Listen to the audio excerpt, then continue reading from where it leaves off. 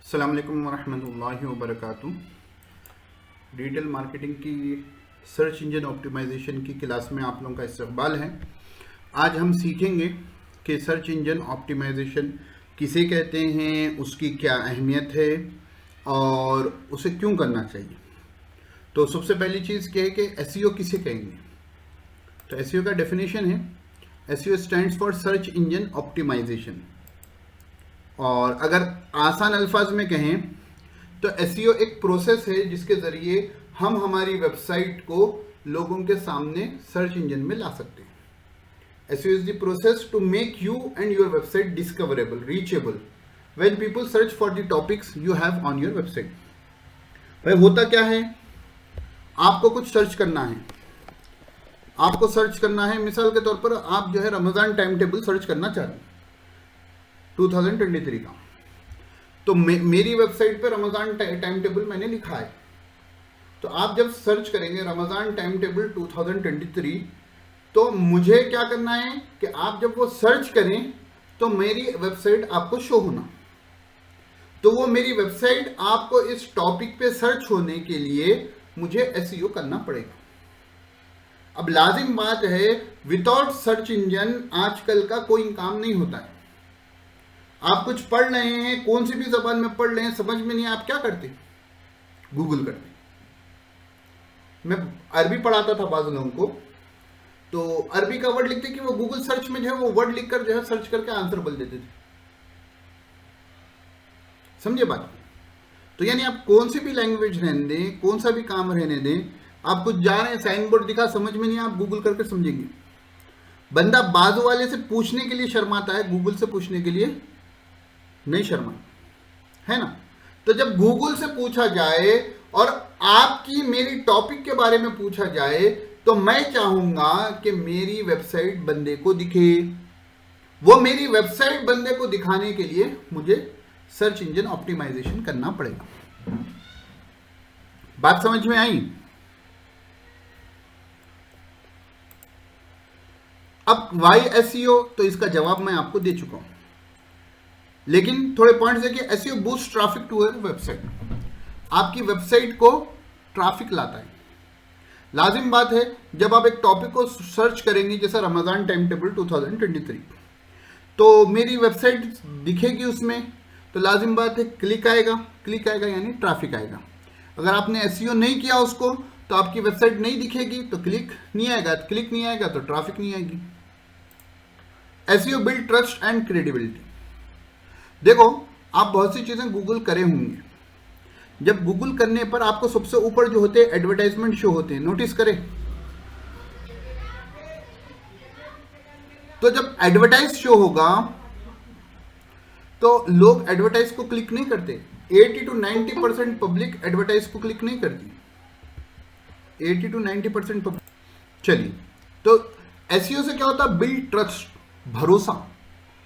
आपकी वेबसाइट पर लोगों को भरोसा होता है। गूगल पर आप पहले नंबर पर हैं तो आपकी वेबसाइट को पर लोगों को भरोसा होता है, और भरोसा, उस भरोसे की वजह से वो लोग आपकी वेबसाइट पर क्लिक करते हैं। तो इससे क्या होता है, ट्रस्ट बिल्ड होता है। तीसरा, SEO boost your brand awareness. जब लोग ट्रैफिक आएगी, बार बार एक टॉपिक पर जो बंदा ढूंढ रहा है, रिसर्च कर रहा है, आपकी वेबसाइट बार बार दिखेगी, आपको भरोसा होगा नहीं होगा उसके ऊपर। जब भरोसा होगा और बार बार एक ही चीज आपको दिखते जाएगी, तो उसकी ब्रांड अवेयरनेस लोगों में आएगी नहीं आएगी। जैसा रिसेंटली रेट्रो स्मार्ट यहां पर हमारे पास खुला है, जहां देखो हमारे ओल्ड सिटी के इलाके में जहां पर वो खुला है, बारकत से लेकर जो है शाली बंडे तक रेड रोज के बैनर्स लगे हुए हैं। तो ब्रांड अवेयरनेस हुआ नहीं हुआ उससे। मार्केटिंग का एक मकसद क्या रहता है, ब्रांड अवेयरनेस। सेल्स रहता है, लेकिन एक मकसद क्या रहता है, ब्रांड अवेयरनेस। लोगों को मालूम हो ये ब्रांड मौजूद है। तो एसईओ क्या करता है, गूगल में आपका ब्रांड अवेयरनेस कराता है, बार बार दिखेंगे, ब्रांड अवेयरनेस होगा। SEO gives high ROI. Roy नहीं है वो, return on investment, return on investment. चुपिच लोग एसईओ के जो है $9,000, $5,000, $4,000 मंथ नहीं चार्ज करते।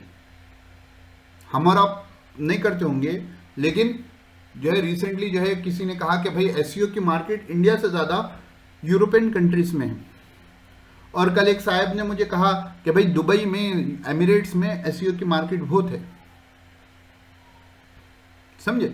तो ये रिटर्न ऑन इन्वेस्टमेंट, देखो एसईओ में खर्चा भी बहुत होता है, लेकिन हम गूगल को वो पैसे नहीं देते कि हमारा ऐड दिखाओ। ऐड दिखाएंगे तो वो एसईओ में नहीं आएगा, वो पेपर क्लिक गूगल एड्स वगैरह में आएगा।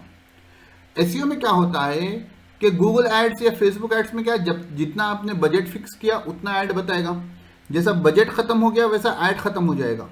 लेकिन एसईओ में क्या होता है, आप अच्छे से अपनी वेबसाइट का एसईओ कर दिया और एक हफ्ते तक आप अपनी वेबसाइट को कभी हाथ नहीं लगाया, हाईली कॉम्पिटिटिव है समझो आप, तो वो टॉपिक पर आपको वो रिजल्ट्स देते रहेगा, ट्रैफिक देते रहेगा, वो ट्रैफिक आपको सेल्स जनरेट करते रहेगी। हकीमों की दवा क्या करती है, टाइम ज्यादा लेती नहीं लेती? यूनानी में टाइम ज्यादा लेती, लेकिन जड़ पेड़ से निकालती ना बीमारी को, जैसा वो दावा करते हैं, है नहीं?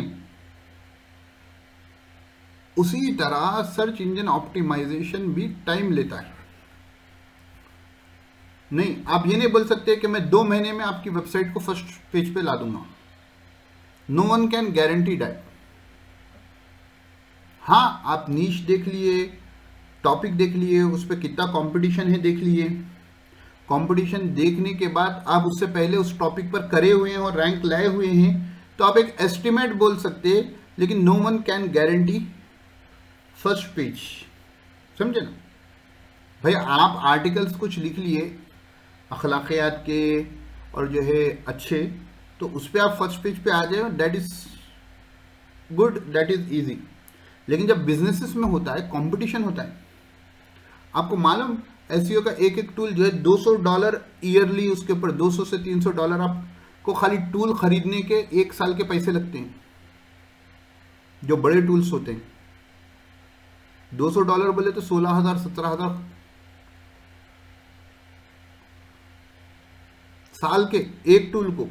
और लोगों को जो है, जिसको इसका मजा लग जाता ना, वो एक टूल पे बस नहीं करते, वो दूसरा भी खरीदते, तीसरा भी खरीदते। समझे? तो ये रिसर्च करने के लिए जब इतने टूल्स आप इस्तेमाल करेंगे, महीने के, साल के लाखों रुपए टूल्स पर खर्च करेंगे, लाजिम एक टूल पर काम नहीं चलेगा, दूसरे अलग अलग कामों के लिए हर एक के लिए टूल होता है, तो चार्ज करेंगे नहीं करेंगे? वैसी चार्ज भी करेंगे, और वो रिजल्ट देता है ना, रिजल्ट देता है। Your competitor is doing so. अगर आपको एसईओ में जरी भी दिलचस्पी नहीं है, तो इसलिए करना है कि आपका कॉम्पिटिटर कर रहा है। कारोबार का एक उसूल होता है कि उन जगहों पर भी अपन मौजूद रहो जहां कॉम्पिटिटर नहीं है। अगर वो नहीं कर सकते तो कम से कम उन जगहों को मत छोड़ो जहां कॉम्पिटिटर मौजूद है। जब आपका कॉम्पिटिटर सर्च इंजन ऑप्टिमाइजेशन कर रहा है, करवा रहा है, तो आप बोलेंगे नहीं मैं फेसबुक ऐड से चला लूंगा, गूगल ऐड से चला लूंगा। कब तक पैसे डालोगे? आपको सर्च इंजन ऑप्टिमाइजेशन के साथ भी गूगल एड्स करने हैं, फेसबुक एड्स करने हैं, लेकिन खाली उन्हीं पर पैसे लगाओगे नहीं होगा। जितने मार्केटिंग के तरीके हैं उन तमाम को इस्तेमाल करेंगे। देखो ऑफलाइन एड्स में क्या होता है, टीवी पे देते हैं।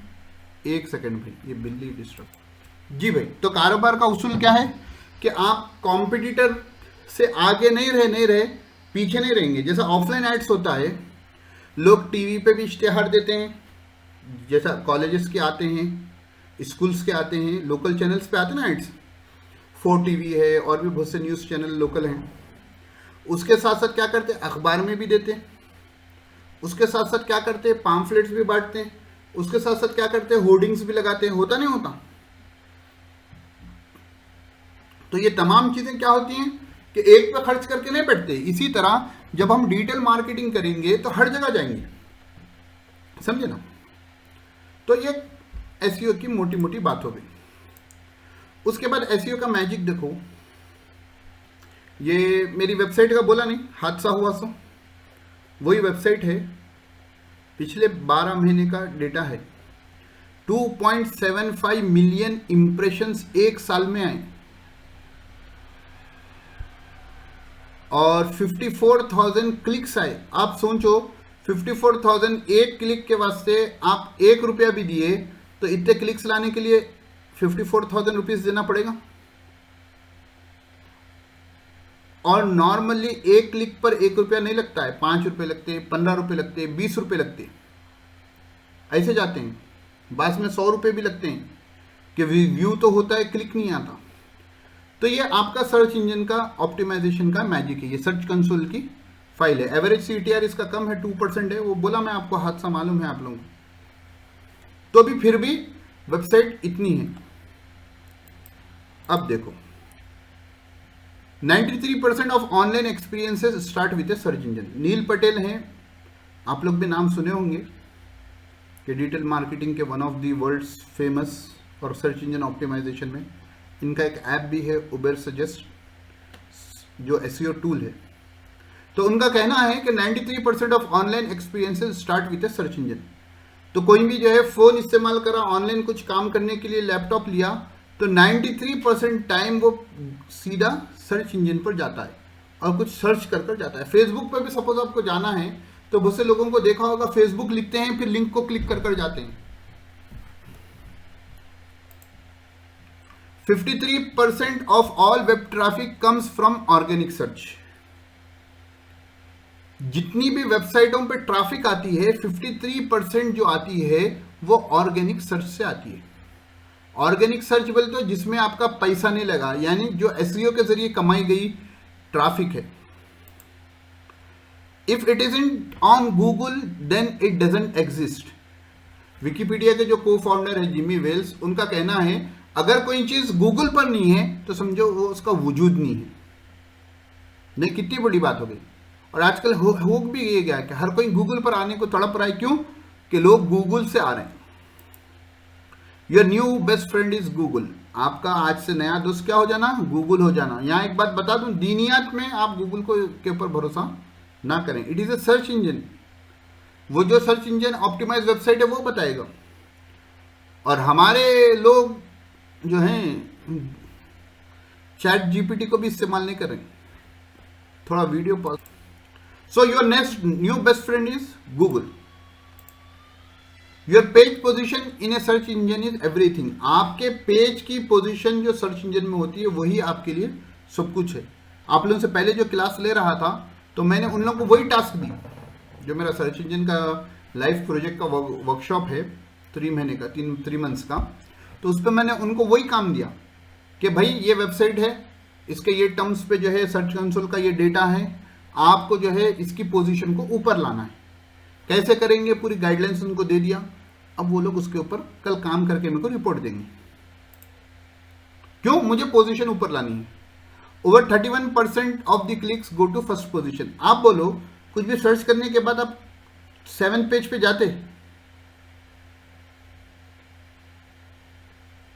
नहीं। 30% और मोर देन 30% जो फर्स्ट जो लिंक आता है उसको क्लिक करते हैं, उसके बाद डिवाइड होता है। और सेकेंड पेज पे तो आप है बोले तो गोया कि आप मुर्दा है या थोड़ा बहुत जो है अधमरे हैं, ठीक है ना। लेकिन second page is better than third page ना, and third page is better than fourth page, क्योंकि थर्ड से फिर सेकेंड पे छलांग लगाएंगे, सेकेंड से फर्स्ट पे छलांग लगाएंगे, तो स्टेप्स आहिस्ता आहिस्ता आने पड़ेंगे। If you are not in the top 10 then you are not going to be seen. लाजिम बात है, रेयरली पब्लिक सेकेंड पेज पे जाके देखती है।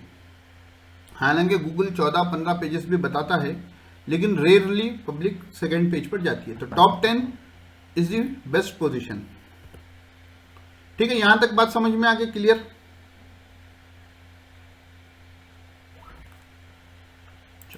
देखो भाई, SEO भी करना है, फेसबुक एड्स भी करना है, गूगल एड्स भी करना है, लेकिन एक बंदा हर चीज पर, हर फन मौला जो होता है वो किसी फन का मौला नहीं होता।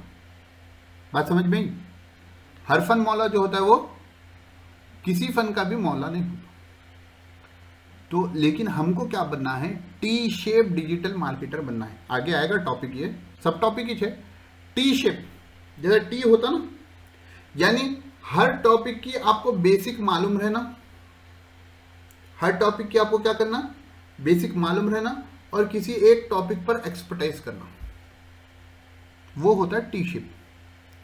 तो अब हम हमारे डिजिटल मार्केटिंग कोर्स में क्या कर रहे हैं, हम हर टॉपिक के बेसिक्स जान लेते जा रहे हैं कि भाई एसईओ किसे कहते हैं, वर्डप्रेस क्या है। खैर वर्डप्रेस डिजिटल मार्केटिंग का तो टॉपिक नहीं है, लेकिन हमको एक अपनी वेबसाइट चलाने के लिए वो ज़रूरी था। फेसबुक एड्स क्या हैं, गूगल एड्स क्या हैं, लीड जनरेशन क्या है, ठीक है, सर्च इंजन ऑप्टिमाइजेशन क्या है, सोशल मीडिया मार्केटिंग क्या है, ये तमाम चीज़ों के ऊपर अपन को जो है सबकी नॉलेज आ गई। यानी हम एमबीबीएस कर रहे हैं समझिए डिजिटल मार्केटिंग का, कि हर एक के बारे में आपको नॉलेज आ गई। उसके बाद आप जाएंगे एक चीज़ पर एक्सपर्टीज करने के लिए कि आपको जिसमें दिलचस्पी है।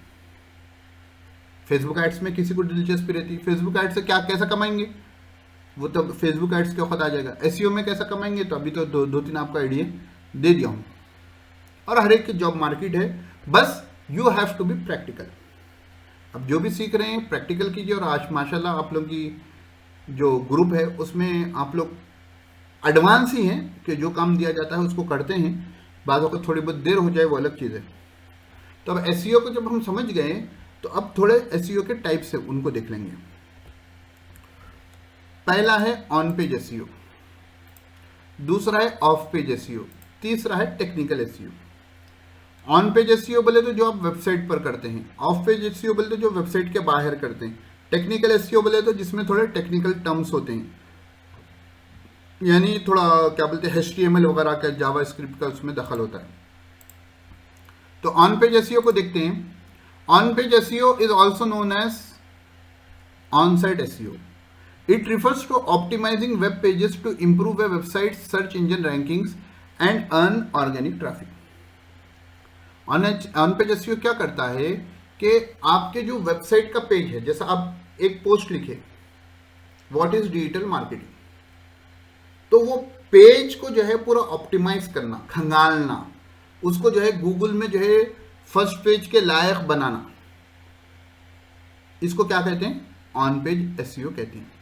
In addition to publishing relevant high quality content, on-page SEO includes optimizing your headlines, HTML tags and images. तो खैर इसकी तो डिटेल आगे आ रही है, ये सर्च इंजन जनरल का डेफिनेशन है। उसके बाद ऑफ पेज एसईओ, नाम ही बता रहा ना, ऑन पेज बोले तो जो आप पेज के ऊपर काम कर रहे हैं, ऑफ पेज बोले तो जो आप पेज के बाहर काम कर रहे हैं। तो off page SEO refers to actions taken outside of your own website to impact your ranking. आपकी रैंकिंग को बढ़ाने के लिए, रैंकिंग के ऊपर असर डालने के लिए आप आपकी वेबसाइट के बाहर जो काम कर रहे हैं। तो ऑन पेज के साथ ऑफ पेज एसईओ भी जरूरी होता है, बहुत जरूरी होता है। तो लाजिमन पब्लिक की जो ऑन पेज पे तो दस्तरस होती है, ऑफ पेज के लोग कम होते हैं, मार्केट ज्यादा होती है। ये moz.com वेबसाइट है, उससे डेफिनेशन लिया गया है। टेक्निकल एसईओ क्या होता है, it is the process of optimising your website to help search engines like Google find, crawl, understand and index your pages. ये क्या होता है कि ये एक प्रोसेस है आपकी वेबसाइट पे, ताकि वो जिसके जरिए हम क्या कर सकते हैं कि गूगल जो को हेल्प कर सकते कि वो आपकी वेबसाइट को ढूंढें, उसको क्रॉल करें, ढूंढ के जाएं और उसको समझें और आपके पेजेस को जो है उसके इंडेक्स, उसकी लाइब्रेरी में इंडेक्स करें। इसका गोल क्या है, इसका गोल ये है कि आपकी वेबसाइट सर्च इंजन को मिलना और आपकी रैंकिंग को इंप्रूव करना, ये इसका मकसद है। ये AHREFs का डेफिनेशन है। तो what does on page SEO include, on page SEO में क्या बातें रहती हैं। तो अगर आप मेरे ईमेल को सब्सक्राइब करे हुए हैं तो इन पूरे बातों की इन डेप्थ नॉलेज उसमें मैं दे रहा हूं। तो on page SEO includes publishing high quality content, आपका कंटेंट हाई क्वालिटी का हो, लो क्वालिटी कंटेंट को गूगल घास नहीं डालता। ऑप्टिमाइजिंग हेडलाइंस, जो आपके हेडिंग्स होते हैं H1 से लेकर H6 तक, उनको ऑप्टिमाइज करना कि आपकी वेबसाइट रैंक हो सके। ऑप्टिमाइजिंग टाइटल, आपका जो टाइटल होता है साइट का उसको ऑप्टिमाइज करना। ऑप्टिमाइजिंग इमेजेस, आपकी जो वेबसाइट पे आप जो इमेजेस अपलोड करते हैं उनको ऑप्टिमाइज करना।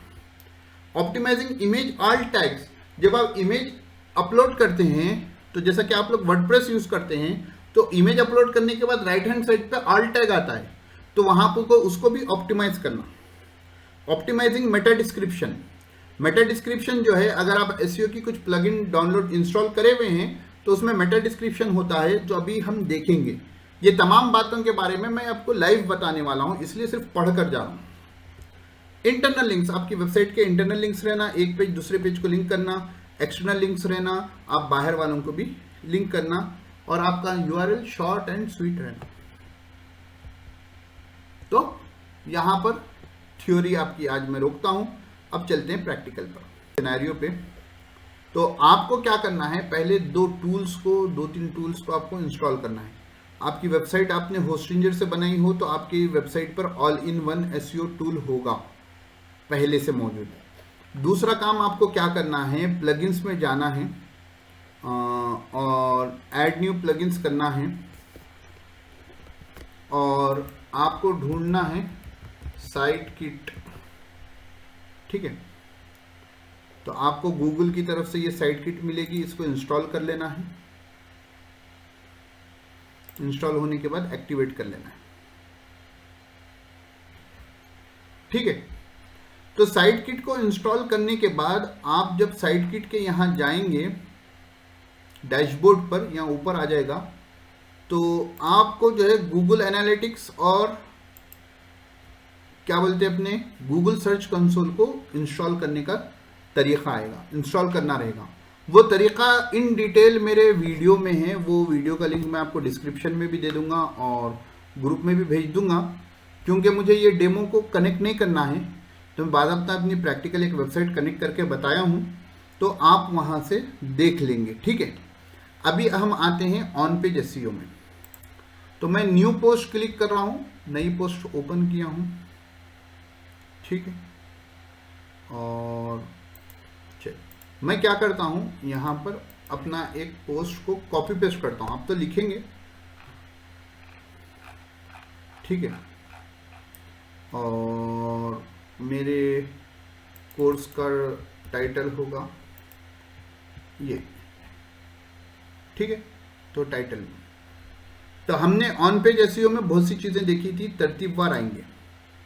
ठीक है, ये मेरा टाइटल आ गया गूगल सर्च कंसोल। एक बात याद रखो कि आपका जो है कीवर्ड रिसर्च इंपॉर्टेंट होता है, कि आप किस कीवर्ड पर ये पोस्ट को रैंक करना चाह रहे हैं। सोहेल गौर से सुनो भाई, क्योंकि आपका क्वेश्चन था कि सर रैंकिंग नहीं हो रही, तो मैं ये रैंक करना चाह रहा हूं बेस्ट कीवर्ड टूल, या मैं रैंक करना चाह रहा हूं गूगल सर्च कंसोल पर। ठीक है, तो जिस पर भी रैंक करना चाह रहे हैं, जो भी आपका मेन कीवर्ड है उस आर्टिकल का, वो चीज आपके टाइटल में रहेगी।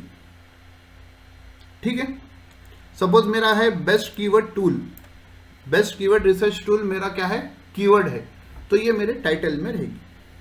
बात क्लियर?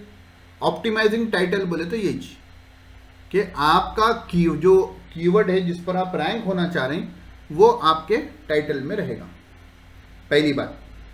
दूसरी बात, आपका टाइटल कैची होना चाहिए। आज कल ही के मेरे ईमेल में जो है मैंने टाइटल को ऑप्टिमाइज कैसा करना है उसके बारे में 7 पॉइंट्स भेजे हैं, तो जो सब्सक्राइब हुए हैं उनको जो है मेरा ईमेल भी आ जाएगा इन डिटेल। तो उसमें क्या है, आपको टाइटल को ऑप्टिमाइज करने के लिए कि आपका कीवर्ड उसमें रहना, बेसिक बात। दूसरी बात, उसके बाद हेडलाइंस ऑप्टिमाइज करना है। देखो भाई, पहला जमाना था कि आप अगर पुराने बुक्स देखेंगे कि बड़े बड़े पैराग्राफ्स रहते, और आज उसको पढ़ने बैठेंगे तो उकताहट आती है, बंद कर देते हैं, होता नहीं होता। तो आजकल जो है लोगों का मेमोरी स्पैन और क्या बोलते हैं उसको, अटेंशन स्पैन कम से कम होते जा रहा है। टिकटॉक की खराबी क्या थी, यूट्यूब शॉर्ट्स की खराबी क्या है, और भी जो रील्स वगैरह छोटे छोटे बनाते हैं उनकी खराबी क्या है, कि लोगों को हर 20 सेकंड के बाद, हर 5 सेकंड के बाद कोई नई चीज होनी है। बात समझ में आई? तो ये क्या हो रहा है, उनके अटेंशन स्पैन को और कम करते जा रहा है। खैर वो चीज में हम जाएंगे बाद में, उसका हमारा टॉपिक नहीं है। तो यूजर का अटेंशन स्पैन कम होता है, तो सबसे पहले बंदा जो आपकी पोस्ट का देखता है वो आपका टाइटल देखता है। Title is your headline. वो उसको समझ में आएगा क्लिक करेगा, नहीं समझ में आएगा नहीं क्लिक करेगा। तो टाइटल में एक तो यूजर के लिए, क्योंकि आपकी वेबसाइट है यूजर की हेल्प के लिए, यूजर की सर्विस के लिए, तो यूजर के लिए हम फोकस करेंगे तो आपके टाइटल कैची रहना और आपके टाइटल में कीवर्ड रहना। दूसरा, आपके जो टेक्स्ट होगा वो ब्रेक डाउन होगा, छोटे छोटे सेंटेंसेस होंगे, छोटे छोटे सेंटेंसेस होंगे, छोटे छोटे पैराग्राफ्स होंगे। हर 2 से 3 पैराग्राफ पर एक सब हेडिंग या हेडिंग होगी। जैसा देखो यहां एक हेडिंग है, फिर यहां पर है, फिर यहां पर है, फिर यहां पर है, H3 आ गया, यहां H3 आ गया, यहां H3 आ गया। तो क्या हो गया, ये छोटे छोटे पे ब्रेक डाउन हो गया। तो दूसरी चीज, तीसरी चीज क्या हो गया, नेक्स्ट चीज कि आपके हेडिंग्स होना है, और हेडिंग्स में भी जो है, जो आप हेडिंग्स सब हेडिंग्स यूज करेंगे उसमें आपको कीवर्ड यूज करना है। हर हेडिंग में यूज करने की जरूरत नहीं है आपको, जो है अगर आप 4 से 5 हेडिंग लगाए तो 2 हेडिंग्स में जो है, हेडिंग्स और सब हेडिंग्स में आप कीवर्ड को यूज करेंगे। कीवर्ड से गूगल को भी मालूम होता है कि ये पेज पर ये टॉपिक है। तो हेडिंग्स आपके इंपॉर्टेंट है। अगर आप आर्टिकल लिख रहे हैं और हेडिंग्स आपके सही से नहीं है तो गूगल को सही से इंफॉर्मेशन नहीं मिलेगी। तीसरी बात आपने जो पढ़ी थी कि इमेजेस, तो यहाँ कोई इमेज अपलोड कर देते हैं। आज मैंने जो कंटेंट शेयर किया है ईमेल में, ऑप्टिमाइजिंग इमेजेस के रिलेटेड किया है। ठीक है, मैं सपोज क्या करता हूँ कि ये सपोज, ठीक है ना, टॉपिक के हिसाब से नहीं है, you have to upload image according to the topic. ठीक है ना, तो आपका टॉपिक जो इमेज जो होनी चाहिए वो टॉपिक के, आपके जो पेज है उसके रेलिवेंट होनी चाहिए। अब इसको क्लिक करो और ये यहाँ देखो, यहाँ पर ऑल टेक्स्ट है ना, यहाँ जो भी टॉपिक है आपका, the best keyword research tool, suppose मेरा ये टॉपिक है, ये मेरी इमेज जो है ये टॉपिक को बता रही है। मैं थोड़ी देर के लिए क्या करता हूँ, मुझे अच्छा नहीं दिख रहा तो मैं ये इमेज को रिप्लेस कर देता हूँ। चलो, ये इमेज है तो मैं इसको ऑल टेक्स्ट दे दिया, बेस्ट क्या है, Google search console as a keyword tool. जो भी है, जो भी आपकी इमेज है उसके रिलेटेड ऑल टेक्स्ट रहना, और आपकी वेब पेज पर जितने इमेजेस है उसी में से किसी एक इमेज में तो आपका कीवर्ड रहना। ठीक है, इमेज भी आ गई, और क्या था टॉपिक। अब देखो, जो आपने टूल इंस्टॉल किया है, चाहे वो AIO SEO हो या योस्ट प्लगइन हो या रैंक मैथ हो, वो आपको यहाँ पर SEO के बारे में इंफॉर्मेशन देंगे। क्या देंगे, देखो, basic SEO, Meta description length, the Meta description is over 160 keywords. ये है आपका मेटा डिस्क्रिप्शन। अभी पढ़े थे ना कि मेटा डिस्क्रिप्शन को ऑप्टिमाइज करना, तो अब इसको मैं ऑप्टिमाइज कर रहा हूं और मैं लिख रहा हूं this post Google search console can be used as the best keyword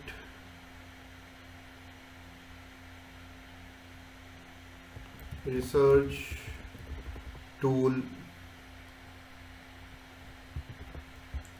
This post discusses the ways by which Google Search Console can be used as the best keyword tool.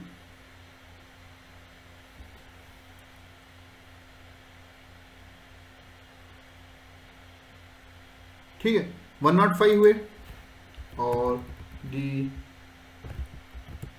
One of the best keywords tool is GSC।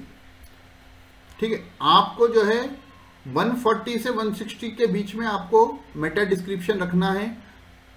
Meta description में जो है, देखो पहली चीज क्या बता दिया उन्हें, मेटा डिस्क्रिप्शन। ठीक है, दूसरी चीज बताया content length, content length more than 300 words रहना।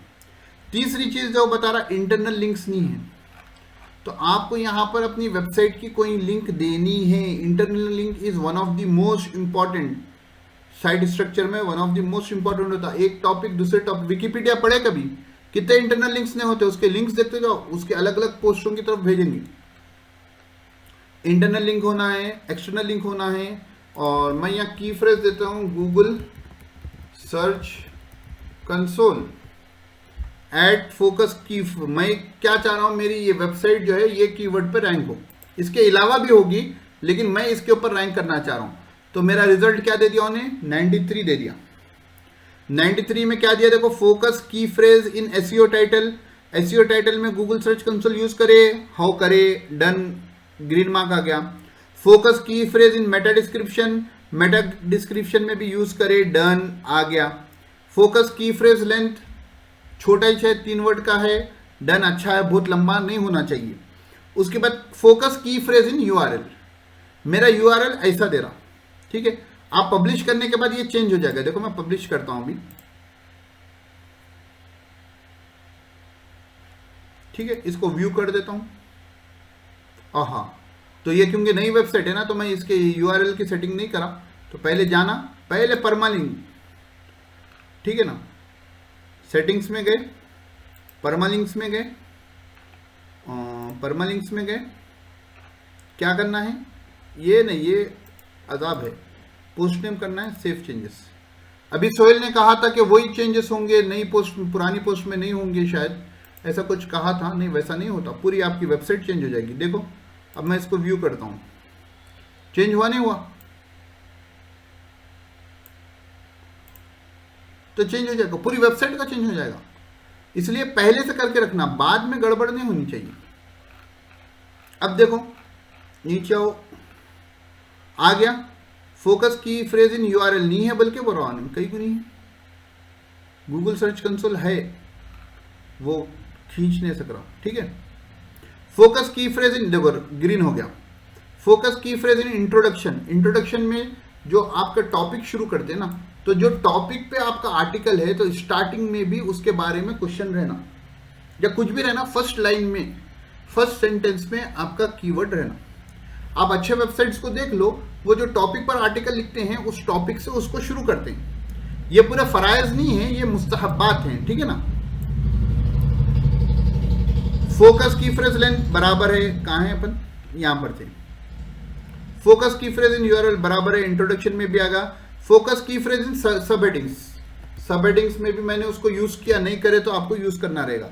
फोकस की phrase in image alt attribute, अभी इमेज के आल्ट में भी हम उनको यूज करें। तो अब मेरा पूरा क्या हो गया, 100/100 हो गया ओवरऑल। और बेसिक एसईओ में 2 एरर्स हैं, एक इंटरनल लिंक नहीं है, एक एक्सटर्नल लिंक नहीं है, दोनों भी आप प्रोवाइड करेंगे। लिंक कैसा प्रोवाइड करते, सपोज मैं को ये लिंक, इसको लिंक देनी है तो मैं क्या कर दूंगा, सपोज मेरी वेबसाइट की लिंक देनी है मुझे, farhanbajoi.com। तो आप तो जो आर्टिकल है एग्जैक्ट आर्टिकल की देंगे। मैं यहां पर बस ये 90 था, स्कोर बढ़ेगा, देखो 92 हो गया, ठीक है। मैं क्या किया जो है, ये सेंटेंस को जो है, ये सेंटेंस को क्या किया मैं, सपोज ये सेंटेंस है और इसके ऊपर मेरी वेबसाइट पे कुछ पोस्ट है, वही वेबसाइट पर, तो उसको इंटरनल लिंक दे दिया। अब यहाँ देखो बढ़ेगा, बढ़ना चाहे 95 हो गया, देखो इंटरनल लिंक का पावर, बस 100 होने को थोड़ा कम है। क्या प्रॉब्लम है, रीडेबिलिटी में 2 एरर्स है, ट्रांजिशन वर्ड्स बहुत कम इस्तेमाल हुए, कंसेक्यूटिव 3 सेंटेंसेस है जो एक ही टॉपिक पे लगातार शुरू हुए हैं, तो उसको भी देख लेना आप। देख के जो है जितना हो सके सेंटेंसेस को चेंज करने की कोशिश करना। तो ये आपका प्रैक्टिकल हो गया कि आप इससे कैसा करेंगे। और गूगल सर्च कंसोल वगैरह को जो है हम देखेंगे, तो ये टूल्स को आप इस्तेमाल करेंगे तो ऑन पेज एसईओ की बेसिक नॉलेज होती जाएगी। जब भी आप पोस्ट करेंगे, यहाँ पर ये जो ग्रीन रेड बता रहा है, ट्रांजिशन वर्ड्स किसे कहते हैं देख लेना। जो अपन सेंटेंस को चेंज करने के लिए वर्ड यूज करते हैं ना, उसको ट्रांजिशन वर्ड्स कहते हैं, तो उनको देख लेना। मेरी वेबसाइट पे भी पोस्ट हुआ तो मैं उसकी लिंक दे दूंगा, तो आप वहां पर भी पढ़ ले सकते हैं, ठीक है। तो यहां मैं रिकॉर्डिंग को ऑफ करता हूं, क्लास भी खत्म करता हूं, आप क्वेश्चंस पूछ सकते हैं अपने।